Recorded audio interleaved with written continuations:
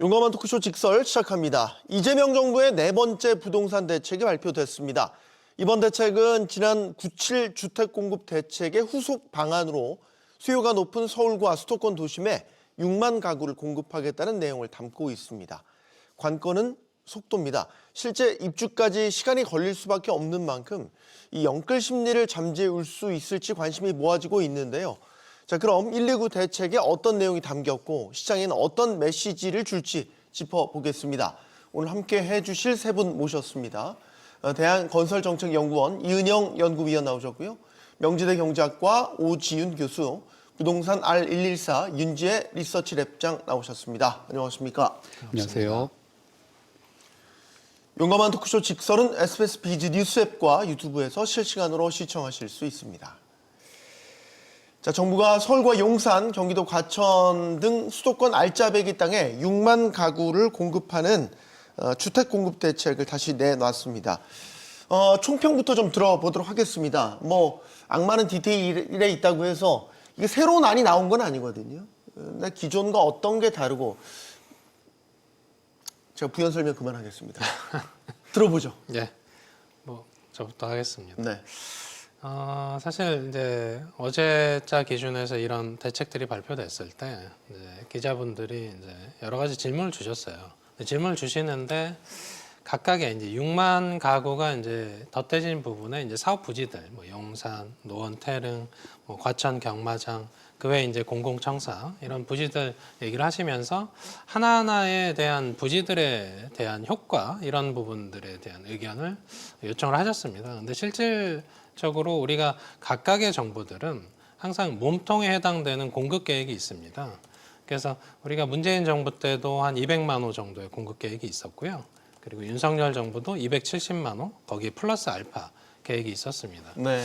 그래서 현재 정부도 지난해 발표한 이제 9.7 공급 대책 135만 호 이제 수도권 착공 계획이 있었습니다. 그게 이제 몸통이고요. 지금 보시면 이제 대책상에서 이건 플러스 혹은 알파 계획이다 이렇게 명시가 돼 있습니다. 네. 그러다 보니까 실제 이 부분들이 대부분 2027년에 일부 착공을 하고 2029년, 2030년 이렇게 이행이 되거든요. 근데 이제 실제 추가된 물량은 한 5만 5천 정도 됩니다. 6만으로 계획은 돼 있습니다만. 그러다 보니까 135만 호와 이 5만 호를 덧대서 한 140만 호 정도의 착공 계획이 이제 수립이 된 거고요. 이게 플러스 알파의 개념. 그렇습니다. 거예요? 그러다 보니까 140만 호지만 앞으로도 계속 발굴하겠다라는 표현들이 있습니다. 그 과정에서 보시는데 그럼 이제 이런 평가를 해야 되는 거죠. 그럼 140만 호를 수도권에서 착공했을 때 그러면 연간 한 27만에서 한 28만 정도가 되는 거거든요. 네. 그럼 이게 이제 적은 수준이냐 혹은 적당한 수준이냐 많은 수준이냐를 평가하는 겁니다. 근데 보통 연간 단위로 보시면 수도권에서 이제 아파트 기준으로 분양 물량이 연간 한 20만 호 혹은 이제 입주 물량 준공 기준으로 보면 한 20만 호 정도 됩니다. 수도권에서. 그러니까 이 부분 27만 호에서 28만 호를 정말 착공할 수 있으면 물량 자체의 문제는 없습니다. 그런데 이제 시장에서 우려하는 건 이게 될까에 대한 우려감입니다. 그러다 보니까 정부 입장에서는 그냥 어떤 의미에선 청사진을 그려놓은 거다. 이게 최대치다라는 걸 얘기하는 거고요. 여기서 실질적으로 되는 수준에 대한 설득 포인트는 여전히 부족하다 이런 평가입니다. 예. 일단 계속 듣겠습니다. 교수님. 네. 일단은 어제 이제 주택 공급 대책은 말하자면 이제 많이 쥐어짠 영끌 공급 대책이다 이렇게 생각이 되는데요. 네. 이제 6만 호 자체는 숫자로 봤을 때는 그렇게 적지 않은 숫자긴 합니다. 근데 긍정적인 면과 이제 부정적인 면이 있을 텐데요. 이제 약간 우려되는 점들이요. 이제 긍정적인 면이라고 하면은 여태까지 보아왔던 공급 대책 중에서는 가장 핵심 입지에 공급 대책이 담겨 있다. 예컨대 이제 용산 국제 업무지구에 이제 주택 공급을 늘리는 점, 캠프킴을 다시 소환하는 점, 그다음에 이제 경마장 부지 과천에, 그다음에 성남도 이제 공공택지를 하겠다. 여수 군토 이런 공공택지 정책들이 있다는 점에서는 상당히 이제 기존의 공급 대책보다는 이제 핵심지로 많이 타겟을 했다. 그런데 왜 이런 그 공급 정책을 하느냐? 원래는 정부가 주도적으로 하는 공급 정책은 주로 이제 공공택지 정책으로 이제 수도권, 그다음에 이제 어느 정도 서울에서 조금 멀리 떨어진 부분들을 해 왔거든요. 네. 그런데 이제 공급 정책이라는 게 항상 가격의 함수입니다. 주택 가격의 함수인데요. 이제 전체적으로 뭐 서울이 이제 많이 오르거나 아니면 경기도가 많이 오르거나 그러면 이제 외곽에 나올 수 있지만 이제 최근 1년 사이에 우리가 이제 목도했던 부분들은 서울에서도 아파트에서도 주로 선호 지역이 많이 상대 가격이 올랐기 때문에 거기에 대한 타깃 정책으로 선호 입지를 한번 넣었다. 이렇게 이제 저는 판단이 되고요. 근데 이제 많은 분들이 말씀하시듯이 이렇게 선호 입지에 넣고 그렇다는 건 이제 사실은 우려스러운 점이 이게 실제로 정말 준공까지 이어질 수 있는 것이냐라는 문제, 넘어야 될 산이 많다는 거죠. 예를 들어서 지자체, 특히 서울시나 과천시와의 어떤 조율, 그다음에 뭐 태릉 같은 경우는 이제 환경 영향 평가와 관련된 것들, 이런 것들이 이제 남아 있어가지고 결국은 관건은 시차라는 거, 그다음에 이게 얼만큼 이게 걸릴 것이냐, 이 문제에 대해서는 조금 퀘스천이 좀 있고요. 그다음에 이제 제가 항상 이런 공급 대책을 볼 때 네. 주목하는 부분들이 있는데, 그거는 누가 그러면 이 부지의 수혜자가 될 것이냐, 이게 임대로 얼마, 분양으로 얼마, 그다음에 타겟되는 사람들은 누구냐, 이제 주로 나오는 키워드가 청년 신혼부부인데, 뭐 그것도 밝히고 있잖아요. 네. 네. 그런데 이제 정확하게는 알 수가 없고, 그다음에 이 청약 대기자는 사실은 굉장히 차고 넘칩니다. 뭐 청년 신혼부부뿐만 아니라요. 이 얘기는 나중에 그래서 이제 실제 뭐 분양할 때 특공을 좀 늘리겠다 뭐 이런 뜻으로도 받아들일 수 있나요? 네, 그 청약 특별공급. 규칙과 관련돼서 아마 이 지역, 여기 이제 오늘 나온 지역에 대해서는 세부적인 조건이 이제 붙을 수 있다고 생각을 합니다. 근데 그거에 대해서는 자세히 나온 수준은 네, 아직은 아니고요. 아니죠. 예, 예. 네, 그렇습니다. 알겠습니다. 자, 연구원님 네, 세간의 기대에는 미치지 못했던 내용인 것 같습니다. 기대에 미치지 못했다. 네, 맞습니다. 왜 그렇게 보세요? 네, 본래 정부에서 이번 공급 대책을 발표한다고 하면서 앞에 언급했던 기관들이 좀 있었습니다. 그 때문에 세간에서는 좀 더 다양한 내용의 많은 분량이 나올 걸로 예상을 했었는데, 실제로 발표된 내용을 보게 되면 유휴부지를 활용한다는 것과 네. 도심 공공청사의 복합개발 같은 것들로 내용이 한정되어 있습니다. 그 때문에 세간의 기대에는 좀 미치지 못했다고 할 수 있습니다. 그런데 이런 부분들은 사실 보는 시각에 따라서 평가가 달라질 수 있습니다. 만약에 이 내용들을 이번 정부가 주택을 공급하는 데 있어서 가능한 모든 방안을 강구하겠다라는 시각으로 본다면 매우 긍정적입니다. 그리고 이걸 약간 삐딱하게 보면서 뭐 그 정도 물량으로 주택 문제를 해결할 수 있느냐라고 한다면 충분치 않은 겁니다. 그 때문에 이번에 발표된 사안 같은 경우에는 전자로 보는 게 적절합니다. 정부의 의지는 꿋꿋하게 주택을 많이 공급하는 데 있다라고 보는 게 맞습니다. 물론 발표된 내용에서도 아쉬운 부분들이 있습니다. 일단 이번에 나온 내용들이 유휴부지가 핵심이기 때문에 유휴부지는 한번 사용하게 되면 땅이기 때문에 재활용이 없습니다. 그래서 이번에 발표된 내용들은 어디까지나 단발성으로 끝날 가능성이 높습니다. 그 때문에 이것만이 아니라 향후에는 저희가 생각하고 있는 뭐 정비사업 같은 것들이 있죠. 이런 것들과 함께 연계해서 내용을 낼 필요가 있고요. 그리고 발표된 공급 대상 지역들 중에서 아직 협의가 끝나지 않거나 단기의 실행이 어려워 보이는 곳들이 함께 섞여 있습니다. 그래서 이런 부분들은 향후에 좀 더 추진 상황을 지켜볼 필요가 있습니다. 아까 이제 협의가 끝나지 않는 지역들도 있다. 이제 뭐 하나씩 지역별로 짚어보면 핵심 가장 상급지라고 꼽히는 곳이 서울 용산이 있겠고, 이제 좀 더 수도권을 확대해 보면 이제 경기도 과천 이런 지역들이 이제 이른바 알짜배기 땅인 건데, 이런 부분들이 지금 지자체와 협조가 다 끝난 것인가, 협의가 끝난 것인가, 지금 아닌 것 같거든요. 지금 과천시에서도 반대하는 입장을 내놨고, 이런 부분들이 좀 미진해 보인다라고 보시는 거죠, 위원님? 네, 맞습니다. 지금 언급하신 지역들이 사실 모두 미진해 보입니다. 특히 서울 같은 경우에는 서울시가 중점적으로 개발하려고 하는 국제 업무지구가 용산 지역인데, 네. 이 지역에 기존 계획보다 주택 수를 약 4천 가구 정도 추가하는 내용이 들어가 있습니다. 네. 해당 사업지에 4천 가구가 아무리 1인 가구든 작은 주택이라고 하더라도 추가가 된다면 전체적인 사업 계획이 뒤틀립니다. 이 규모의 주택이 들어설 면적만큼 일반 상업지역 같은 곳들이 줄어들어야 되니까요. 그리고 태릉 같은 경우는 이미 과거 정부 때부터 계속 논란이 되어 왔던 곳이기 때문에 굳이 더 설명할 것도 없습니다. 그리고 이번에 추가된 과천 경마장 같은 경우, 그러니까 경마공원이나 레저런파크라는 이름이 지금 현재 이름인데 저희가 좀 더 이해하기 쉽게 경마장이라는 명칭으로 네. 지칭을 하겠습니다. 과천 경마장을 옮긴다는 계획 자체는 불가능한 게 아닙니다. 왜냐하면 지금의 위치도 과거에 서울 지하철 2호선 뚝섬역 근처에 있던 경마장이 과천으로 옮겨가면서 네. 4호선역을 연장한 겁니다. 그 때문에 이동하는 건 얼마든지 고민할 수 있는 내용입니다. 그런데 문제는 정확하게 그만한 규모의 오프라인 사업장이죠. 경마를 운영하는 입장에서 보면 네. 그만한 규모의 오프라인 사업장을 대중교통을 포함한 접근성까지 유지하면서 어디로 옮길 것인가라는 논의가 되지 않은 상태에서 이전 계획이 나온 겁니다.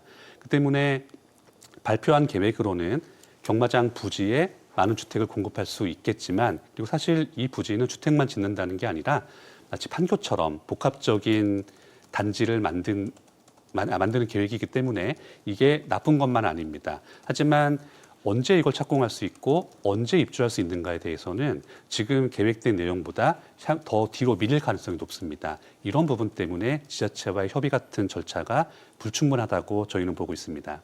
지금 어느 정도까지 예를 들어서 이 지역을 이제 예를 들어 용산을 놓고 치면 지금 서울시가 입장차를 보이는 거는 이제 가구 규모 수인 거잖아요. 이제 서울시에서는 10,000가구 이상의 주택을 공급한다면 이제 공급 자체 속도가 늦춰질 수 있다. 그러니까 적정량으로 좀 줄이자 이제 네, 지금 화면에 나오네요. 저 입장인 건데 저게 지금 완전 해소되지 않은 상태에서 일단 발표가 된 거라고 봐야 되겠네요. 네, 맞습니다. 이제 뭐 용산 국제업무지구 상에서 사실은 기존 계획은 한 4,005 수준이었는데 저걸 이제 8,000가구 수준으로 늘릴 거냐, 혹은 10,000가구 정도로 늘릴 거냐에서 계속 지자체와 이견이 있었습니다.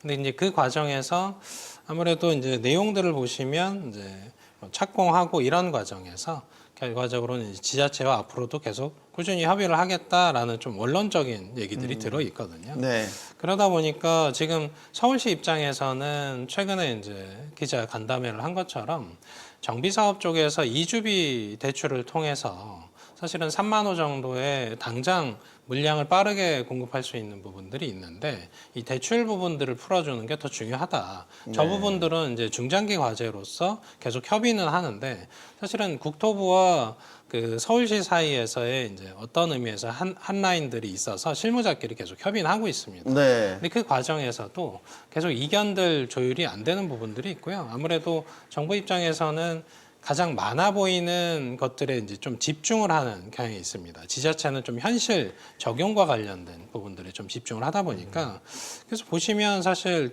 이번에 나온 대책에서 이제 용산 그리고 이제 과천은 이번에는 이제 경마장 부지잖아요.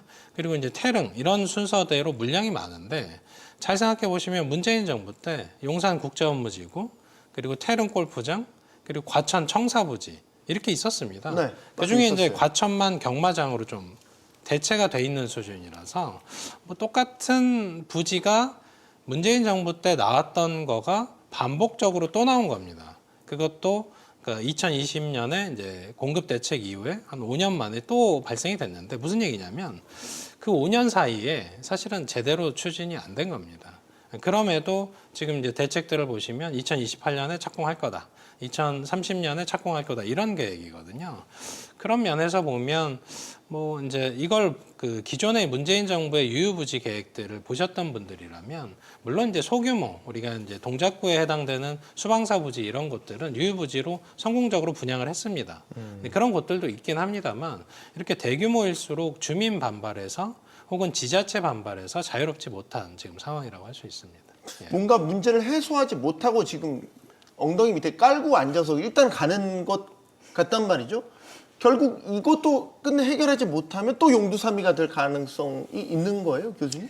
근데 원래 이제 공급 정책이라는 게 좀 청사진을 이제 제시하고 그다음에 디테일이 조금 부족한 측면은 언제나 있어 왔습니다. 그리고 이 용산에 대해서는 언제나 어떤 그 정부에서도 공급과 관련해서 가장 이제 핵심지 부족이다라는 비판에 직면했을 때 가장 먼저 생각했던 곳이고요. 근데 이번 대책에서 제가 궁금했던 거는 용산공원과 관련된 것이었는데요. 네. 이제 용산공원은 굉장히 그 용산국제업무지구와 비교할 수 없을 만큼 땅 자체가 굉장히 큽니다. 근데 거기는 지금 여기서 언급되지 않고 빠졌고요. 지금 용산국제업무지구는 이제 팀장님 말씀하시듯이 항상 이제 거론돼 왔던 지역입니다. 근데 여기에 이제 가구 수를 많이 상향하는데 사실은 이제 전체 면적 대비 아무리 상업지구라고 해도 좀 많은 8천도 사실 그렇게 작지 않은 수라고 생각을 하고요. 이제 거기에 네. 만까지 올라갔는데요. 제가 봤을 때 관건은 어떤 평형들을 어떤 방식으로 이제 집어넣느냐에 따라서 예를 들어 뭐 33평을 넣을 거냐 아니면 그걸 쪼개서 뭐 15평씩 넣을 거냐 이런 거에 따라서도 사실은 많이 달라질 수 있는 내용이라고 생각합니다. 그런데 그런 구체적인 내용들은 이제 안에 담기지는 않았고요.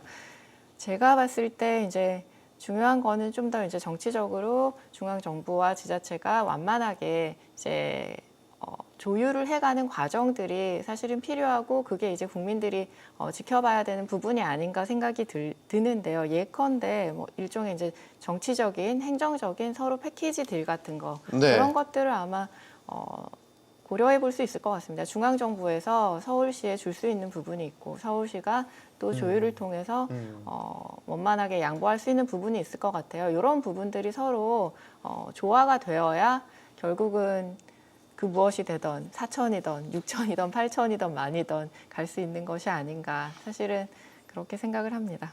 그 디테일한 부분들 아까 제 방송 들어가기 전에 지난번 그 97 공급 대책 때 주택 공급을 위해서 이제 해결해야 될 각종 법안 추진 사항들, 네. 지자체 조례 개정해야 되는 이런 부분들 지금 이게 잘 안 되고 있다라는 거잖아요. 이런 법 제도가 일단은 먼저 선결이 되고 그 다음에 이제 추진 동력을 얻게 되는데 거의 안 된 상태죠. 뭐 사실 그렇게 또 평가하기는 어렵습니다. 왜? 왜냐하면 우리가 97 공급 대책부터 현재 1월 말까지 보면 이 법안이라는 것들이 막 3, 4개월 만에 제까닥 이렇게 진행되는 건 아니거든요. 네. 그래서 내용도 보시면 입법 과제가 한 23개 정도 97 공급 대책에서 나왔는데 그중에 한 4개 정도 추진이 됐고 19개 정도는 지금 추진 중이다 이런 평가입니다. 근데 뭐 과거에도 우리가 이런 공급 대책뿐만 아니라 뭐 금융 쪽에서야 바로바로 시행을 합니다만 국회 입법 혹은 지자체 시도조례 개정 사항들은 보통 한 반년 정도의 시간은 필요했습니다. 네. 그런 걸 감안했을 때 뭐 지금 시점에서 97 공급 대책이 뭐 사실 아직도 된 게 없다 이런 평가보다는 뭐 열심히 그 노력해서 이 부분들을 뭐 하고 아무래도 있다, 하고 있는 올해, 과정 중이다. 예, 올해 상반기 중에 이제 상반기가 지나고 나서도 뭔가 안 되고 있으면 우리가 이제 2026년부터 97 공급 대책을 보시면 27만 호 연평균 착공을 하겠다 한 부분들이 있습니다. 그리고 요 언급상에서도 연간 11만 호 정도 착공을 꾸준히 하겠다 이런 부분들이 있으니까 그러려면 이 법안들이 상반기에는 어느 정도 이뤄져야 된다라는 평가는 가능합니다. 예. 지금 예를 들어 지자체와 협조가 안 되면 실질적으로 인허가 부분이 문제가 되는 거예요. 예를 들어 도시관리 계획이라든지 그다음에 실시 계획 같은 경우는 지자체에서 인가를 결국 해줘야지 통과가 되고 그 다음 단계가 이제 밟아지는 거잖아요. 그러니까 결국에는 지자체 동의가 있어야 되네요. 이게 중앙정부의 의지나 어떤 추진력만 가지고는 집행될 수가 없는 부분이 분명히 있는 것 같네요. 네, 맞습니다. 중앙정부에서 뭔가를 한다고 해서 바로 따라갈 수는 없습니다. 그리고 그 부분을 이번에 발표된 내용과 연계해서 보게 되면 이번에 공급대책 핵심은 유유부지의 활용입니다. 그런데 각각의 유유부지의 소유가 중앙정부가 아닌 것에서 큰 문제가 발생을 하게 됩니다. 만약에 이 발표된 부지들이 모두가 중앙정부의 소유라고 하면 발표된 사업 추진을 좀 더 원활하게 할 수가 있는데 이 토지의 소유권들이 지자체의 소유인 경우도 있고 공기업의 소유인 경우도 있습니다. 네. 이런 경우에는 각 주체마다 각 사업성뿐만 아니라 뭐 재정 상황이나 기타 여러 건들이 반영이 돼야 되기 때문에 단순하게 중앙정부에서 이 땅에 뭘 하겠다라고 발표한다고 해서 쉽게 이루어지진 않습니다.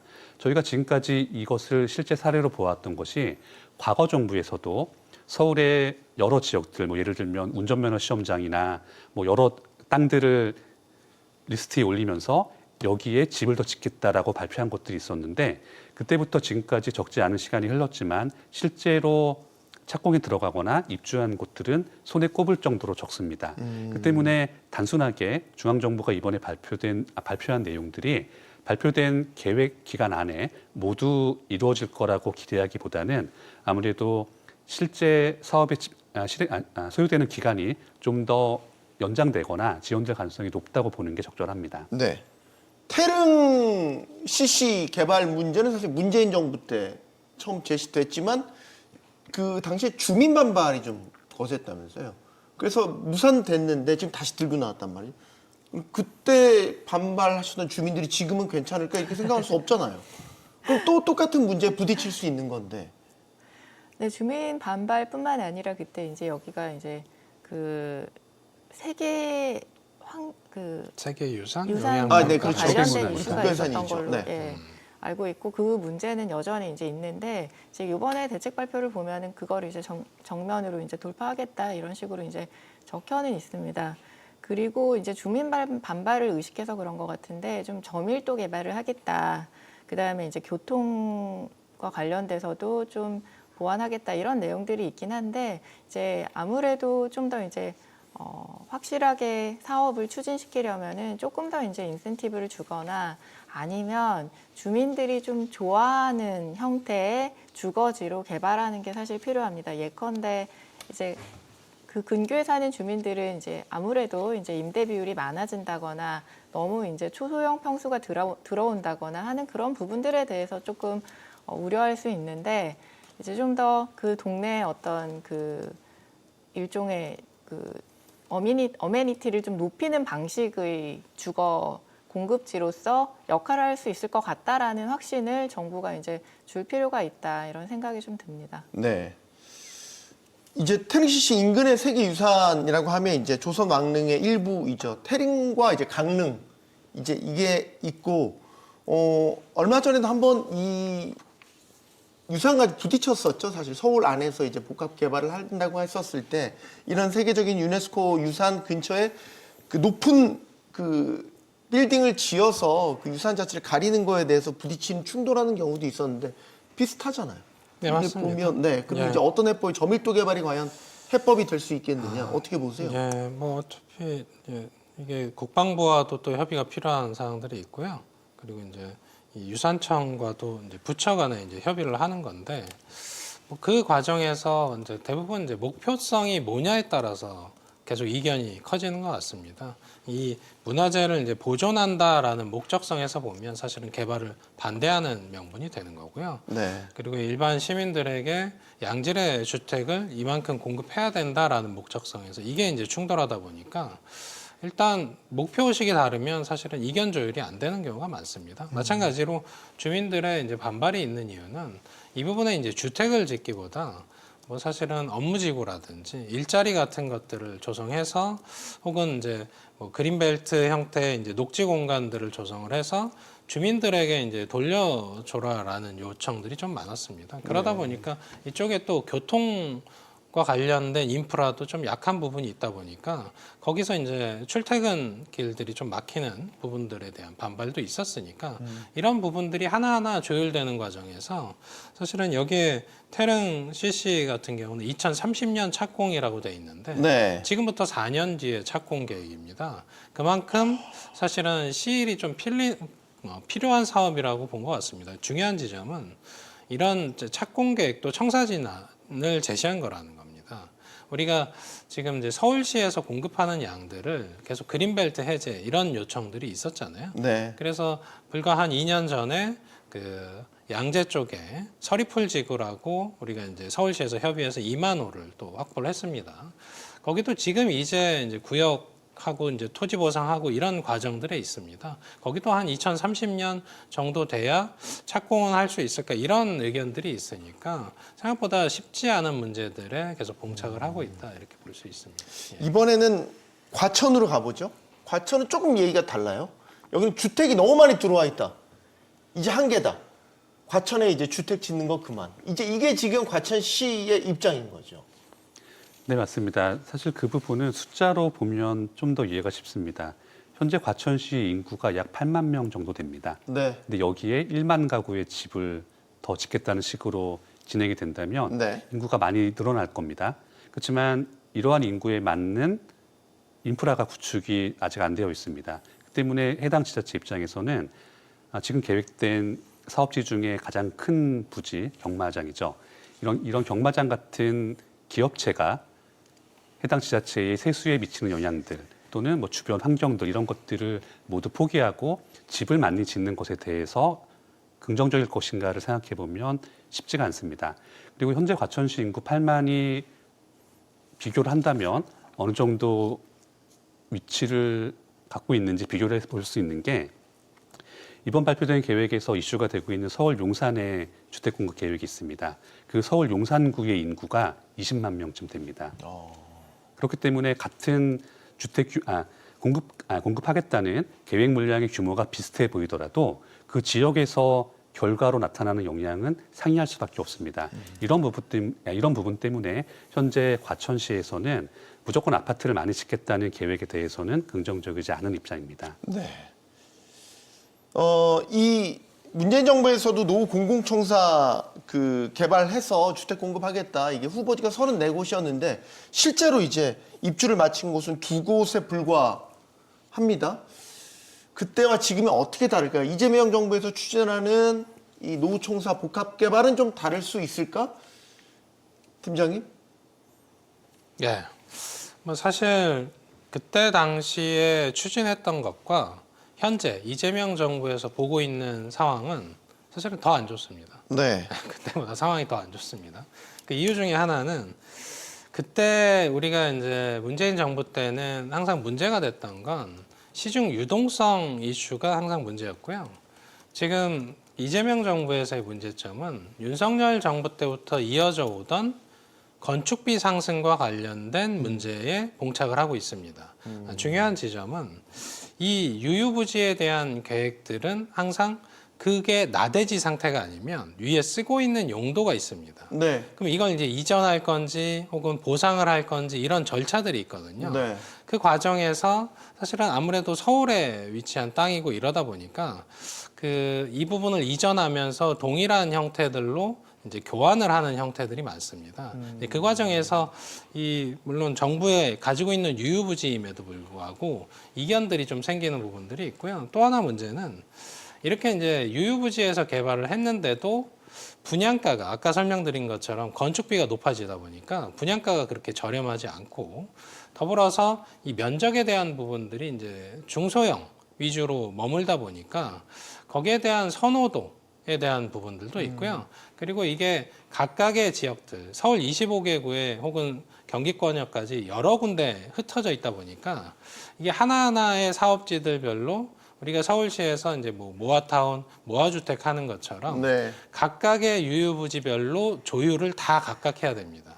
그러다 보니까 사실은 일괄해서 하는 통합 형태가 아니다 보니까 그래서 실질적으로는 손이 많이 가는군요. 그렇습니다. 손이 많이 갑니다. 오히려 대형 형태는 주민 반발이 문제라면 이곳들은 하나하나를 따로따로 실무자가 가서 평가하고 조율하는 과정들 때문에 거기서 또 오래 걸리는 문제도 있다 이렇게 볼 수 있습니다. 알겠습니다. 자, 이번 대책에서 이 토지거래 허가제 해제와 관련된 사항은 빠졌습니다. 토지거래 허가제라는 게 사실 이제 개발 가능성이 있는 지역에 대한 투기를 막기 위해서 이제 지정을 해 놓는 건데 최근에 이 서울 지역의 토지거래 허가 신청 물량이 매달 늘고 가격도 계속 상승했다. 그럼 토지의 이른바 약발이 다 된 것 아니냐 이런 식의 이제 시각이 있더라고요. 어떻게 보십니까, 교수님?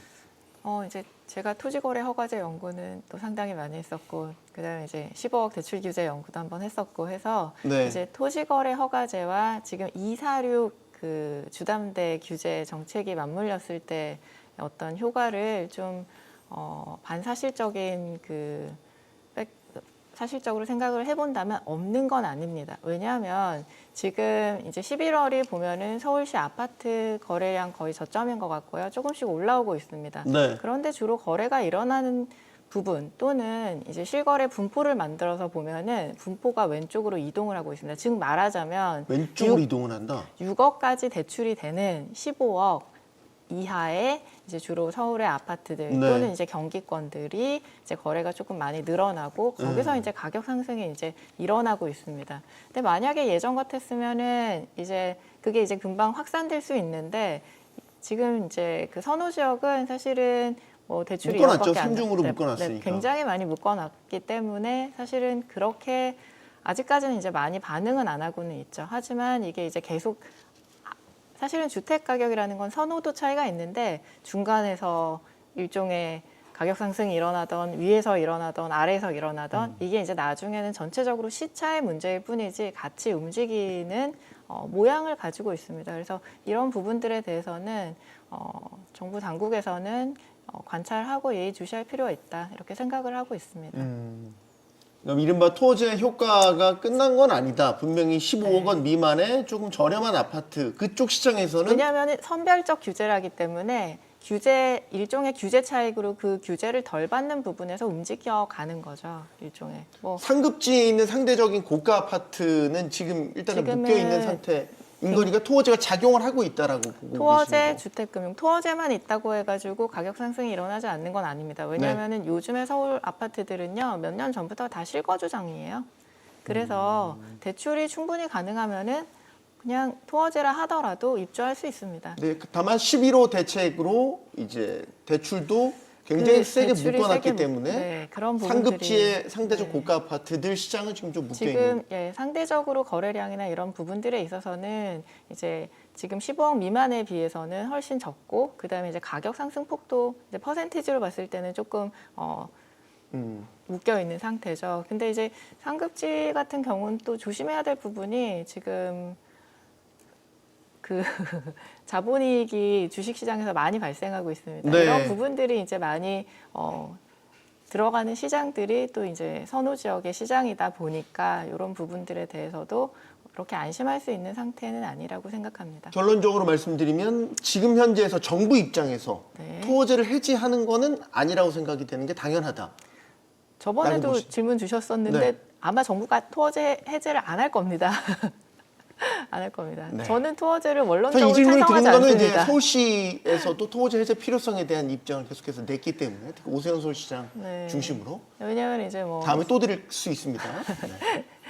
가격 상승이 별로 없었던 이제 뭐 노도강 이런 부분들까지 사실은 다 묶고 경기 12개를 다 묶어놨었기 때문에 이런 부분들에 대한 주민 반발이 상당히 있을 수 있습니다. 그래서 그럼에도 불구하고 정부 입장에서 지금 토어제를 해제할 이유가 해제할 없어 거라고 보인다. 생각하지는 않습니다. 네. 연구원님, 토어제 문제 일단 해제 뭐 요구도 있었지만 빠졌다는 말이죠. 뭐 당연하다고 보십니까? 토지 해제 쉽지 않을 것 같습니다. 이게 작년부터 이번 정부의 정책 내용들, 부동산 관련된 내용들을 보게 되면 부동산 규제 강화하는 내용들입니다. 근데 이 배경에는 과거부터 내려온 내용들이 다 함께 섞여 있습니다. 그러니까 과거 정부들에서 부동산 규제를 했을 때 왜 효과를 내지 못했냐라는 것에 대해서 일부 분들이 더 강력하게 오래 지속했으면 효과를 낼 수 있었는데 그러지 못했기 때문이다라는 의견들이 있었습니다. 그래요. 네, 이것을 염두에 두고 작년이죠. 그 짧은 정부 임기 초반을 보게 되면 왜 토어제도 점진적인 적용이나 뭐 핀셋 적용 이런 것들이 아니라 서울 전역과 경기도 일대를 함께 묶어서 한 번에 규제를 강력하게 했는지를 쉽게 이해할 수가 있습니다. 강력한 규제를 남은 정부의 잔여 임기 동안 오래 지속할 수 있는 상황인 겁니다. 이것을 감안하면 작년부터 지금까지 사실 기간이 얼마 안 지났습니다. 네. 이 정도 짧은 기간 지난 이후에 토호제를 해제할 가능성은 높지 않고요. 그리고 토호제뿐만이 아니라 보유세나 양도세 중과 유예 폐지 같은 중단이죠. 이런 식의 부동산 규제를 강화하는 내용들이 최근에 같이 언급되고 있습니다. 이런 상황을 전체적으로 보게 되면 적어도 연 단위로는 이번 정부의 부동산 관련 정책에서 규제 완화를 기대하기는 쉽지 않다 라고 예상할 수 있고 그런 맥락에서 토지거래 허가 구역이 쉽게 해제될 것으로 판단하기는 어렵습니다. 그리고 서울시 같은 경우에는 작년에 이번 정부에서 토지 지역을 넓게 해제하기 직전에는 서울시가 지정했던 토지거래 허가 구역은 제한적이었습니다. 주요 지역들만 있었죠. 그런데 서울시 내부적으로는 이 상황이 너무 오래 지속되었기 때문에 어느 시점에 가면 이것을 해제해야겠다는 출구 전략을 계획하고 있었습니다. 네. 그러던 시기에 정부에서는 더 넓은 지역을 규제해버린 겁니다. 이런 부분들도 함께 생각을 하면 토지에 대한 내용들은 저희가 쉽게 예상할 수 있습니다. 이런 식의 질문은 어때요? 다주택자 중과 5월 9일 이후에 이제 재개하겠다라고 이재명 대통령이 명확하게 밝혔으니까 재개된다고 가정하고 그러면 이제 다주택자들이 이제 갖고 있는 소위 매물을 시장에 내놔서 뭐 결정을 해야 되는 이제 시기들인 거잖아요. 근데 이제 토호제로 인해서 관할 지자체의 어떤 승인 절차 이런 것들을 하면 물리적인 시간이 너무 이제 빠듯하다라는 거죠. 그러면 예를 들어서 중과라는 강력한 이제 규제가 작용하기 전에 이런 토호제를 풀어서 예를 들어서 조금 매물들이 빨리 소화될 수 있도록 해주면 어떨까? 이런 식의 질문을 드린다면. 네, 뭐 이상적인 그림을 그리면 그렇게 보입니다만 실제 그렇게 되기는 어렵다고 보고 있는 것 같고요. 네. 지금 이제 5월 9일 시점에 양도세 중과세 조치가 이제 다주택자 중심으로 이제 부활을 앞두고 있습니다. 근데 처음에는 5월 9일 전에 이제 팔아라라는 의견들이 좀 있었죠. 네. 그러다가 중간에 이제 좀 후퇴한 게 그럼 5월 9일 계약까지는 봐주겠다 했다가 불과 이제 며칠 사이에는 한 2달 정도는 좀 연장해 주는 게 어떨까 이렇게 지속적으로 조금 뒤로 후퇴하고 있습니다. 다만 결정된 건 아닙니다. 네, 그렇습니다. 예, 그건 계속 아니고, 논의를 네. 하고 있죠. 근데 중요한 지점은 그래서 지금 우리가 이제 3년 동안 양도세 중과와 관련된 다주택자들 중과세를 유예를 했잖아요. 그 사이에 다주택자들의 그 포트폴리오 전략은 이미 정리가 돼 있습니다. 그래요. 아까 이제 교수님 말씀하신 것처럼 지금은 이제 똘똘한 한 채를 중심으로 직접 거주까지 고려해서 대출을 받습니다. 어차피 네. 직접 거주를 안 하면 대출이 잘 안 나오기도 하니까요. 뭐 그런 부분들 때문에 지금 정리할 분들은 최근 3년 혹은 문재인 정부 때부터 하면 거의 한 7, 8년 사이에 웬만큼 정비를 해놨습니다. 그럼 이제 남아있는 다주택자분들은 사실은 똘똘한 한 채가 있고 조금 띨띨한 한 채가 있는 경우입니다. 그러다 보니까 네. 예, 띨띨한 한 채가 이제 시장에 나오는 거죠. 네, 그런 과정에서 과연 가격적인 부분에서 네. 정부가 목적한 부분들 조절할 수 있을까 부분들은 의문시 되는 겁니다. 예. 저 제작진이 빵 터졌습니다. 기업장님의 띨띨한 한 채에 빵 터졌습니다.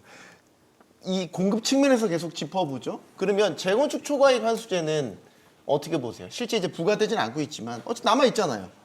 뭐 이렇게 사문화 됐든 어쨌든 남아 있어서 이게 이제 민간에 있어서 주택 정비 사업에 계속 걸림돌이 된다. 주택 공급 많이 하려면 이거 과감하게 풀어야 된다. 계속 그런 주장은 지금 반복되고 있어요, 교수님. 저는 이제 재건축 초과이익 환수제는 폐지되는 것이 맞다라고 생각합니다. 왜냐하면은 이게 이제 무주택자, 지역 주민, 조합원 모두에게 이 법 자체가 도움이 안 돼요. 예를 들어서 이제 무주택자는 신규 주택이 들어와야 아무래도 임대 가격이 하방 압력을 받습니다. 요즘에 보면은 전세 가격 오른다 하는데 동남권이 상대적으로 실거래 보면은 전세 가격이 덜 올라요. 왜 그러냐면 메이플자이나 뭐 잠실 르엘이나 이런 그 잡내아들이 이제 그 대거 신축이 들어올 때 네. 그때 아무래도 이제 전반적으로 하방 압력을 받게 됩니다. 그 주변에서. 그다음에 이제 그 근처 사시는 분들은 오래된 이웃이 새 집이 되니까 환경이 좋아지니까 좋고 또 조합원분들은 이제 새 집이 되니까 좋은 거예요. 근데 이런 것들을 왜 그러면 이 제초안이 계속 지속이 되느냐. 이게 2006년에 제정되었는데요. 불과 몇 년 전까지만 해도 제가 이 관련된 연구를 했을 때 서울에서 5군데만이 제초안 그 고지를 받았었고요. 네. 최근에 이제 2군데가 더 받았었고 앞으로 우리가 이것과 관련해 가지고 금년에 많이 주목해야 되는 게 이제 그 반포의 트리니원이 있습니다. 여기가 아마 2026년 7월 정도 입주를 하게 될 건데 네. 이때 아마 대규모로 큰 금액의 제초안이 예상이 되거든요. 거기가 반포 1, 2, 4주구 재건축하는데 3주구. 3주구. 네. 예. 네, 그래서 근데 이제 이 제초안이 그러면은 왜 안 좋으냐라고 했을 때 이게 역설적으로 사전적으로 너무 불확실성을 상대적으로 이제 정비 사업에 주는 방식입니다. 재건축에 따라서 처음에 시작을 못 해요.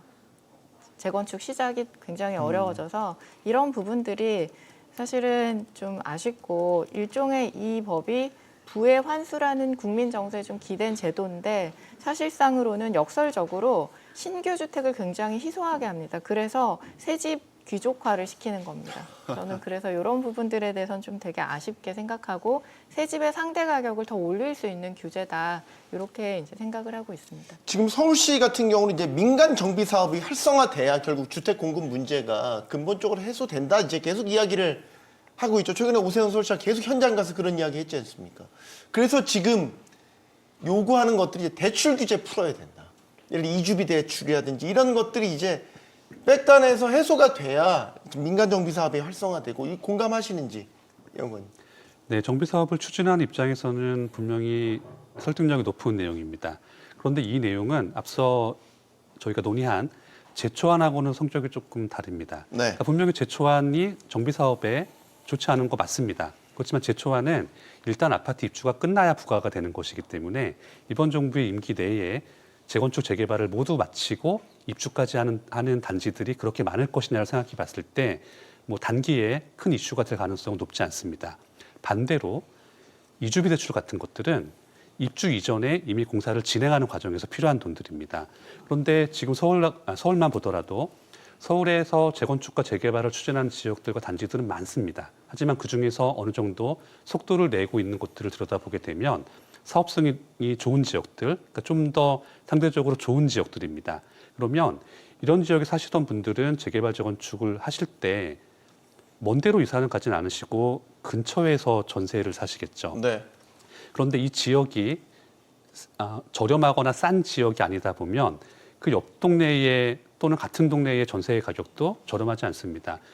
여기에 대출 제한을 걸어버리게 되면 이건 명확하게 정비 사업을 추진하는데 저해 요인으로 작용을 하게 됩니다.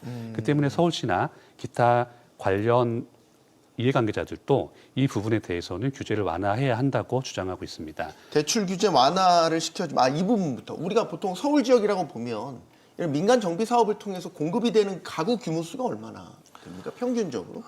연으로 기준으로 하게 되면 보통 서울시에서 분양하는 것들이 많을 때 한 4만, 5만 이렇게 나옵니다. 근데 서울시는 정비 사업 비중이 거의 한 80%, 90% 됩니다. 뭐 기존의 땅들이 다 원래 택지가 이용되고 없으니까요. 있으니까. 네. 그래서 이용하고 있다 보니까 이 중에 이제 재개발 재건축을 좀 분리해서 보면 거의 재개발 쪽이 좀 더 비중이 높은 것 같습니다. 재건축보다. 예전에는 재건축이 점일화돼 있다 보니까 재건축 비중이 높았는데 요새는 대규모 공급하는 현장들이 과거에 이제 유타운이라고 불렸던 곳들 중심이다 보니까 조금 한 6대4 정도 비중으로 재개발이 좀 더 높은 것 같고요. 그러다 보니까 사실은 이런 이제 이주비 조달과 관련된 부분들에 있어서 지금 대출 규제 현황을 보시면 1주택자는 LTV 40%, 그리고 다주택자는 제로입니다. 그리고 이제 총액은 6억 원으로 제한이 돼 있다 보니까 지금 서울시에서 요구하는 부분들은 이거에 한해서는 LTV 70% 수준까지 이건 사업비 성격에 강하다. 사업이 활성화되는 목적성이 강하니까 이 정도는 해줘야 활성화가 된다라는 걸 목적성을 두는 거고요. 근데 일부에서의 이제 비판은 이 그 건설사, 시공사의 보증을 통해서 이주비 보증을 해서 대출을 더 받을 수 있긴 합니다.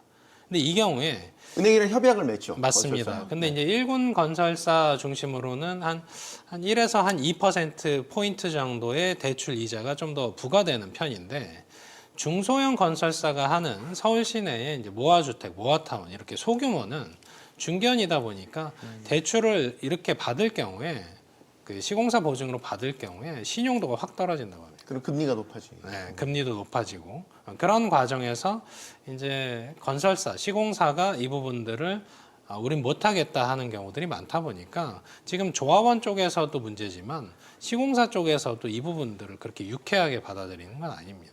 그럼 나중에 이제 분담금 같은 거 이제 많이 나오잖아요. 그렇습니다. 조달금리는 우리가 원가 개념으로 건축비에서 들어가니까 당연히 거기에 소요된 비용들도 나중에 분담금으로 조합원에게 청구가 됩니다. 저희는 선분양 제도니까 일단 분양을 먼저 하지 않습니까? 그건 일반 분양자는 확정이고요. 네. 조합원 분들은 분담금으로 나중에 비용을 청구할 수 있습니다. 그 분담금에 대한 대출이 예. 만약에 이제 탑티어의 이제 건설사냐 아니면 이제 중급이냐 이제 이런 거에 따라 금리가 달라진다고 하고 네. 서울 만약에 조정 대상 지역이나 규제 지역의 경우에는 그마저도 예를 들어서 대출 한도에 캡을 묶어놨지 않습니까? 그렇습니다. 예. 그러니까 안 된다는 거죠. 결과적으로 보면 대출 못 받는다는 얘기 아닙니까? 그럼에도 그 이상 한도를 그 건설사 보증으로 받을 수 있는 걸로 확인이 되고 있습니다. 예. 복잡하군요. 심플하진 않군요. 예, 되게 심플하지 복잡한 함수들이 그래서 조합이 또 어떻게 협상을 하느냐에 따라서 건설사가 얼마나 적극적으로 시공사가 얼마나 적극적으로 나와주느냐에 따라서도 되게 달라질 수 맞습니다. 있겠다는 결국은 건설사가 대출을 받아서 그걸 n분의 1 조합원들에게 그걸 분배하는 겁니다. 알겠습니다. 이 도깨비 방망이 두드려서 집 나와라 뚝딱 하면 얼마나 좋겠습니까? 현실은 냉정합니다. 노후청사, 유유부지 활용한 주택 공급, 이 새로울 것 없는 대책에서 중요한 것은 역시 이행입니다. 정부 의지만 갖고는 안 된다는 것 여러 번 겪었지 않습니까? 부동산 정책의 퍼즐을 맞춰 나가는 과정 지켜보겠습니다. 토론 마치겠습니다. 여기는 모든 경제가 모이는 SBS 비즈입니다. 시청해주신 여러분 고맙습니다.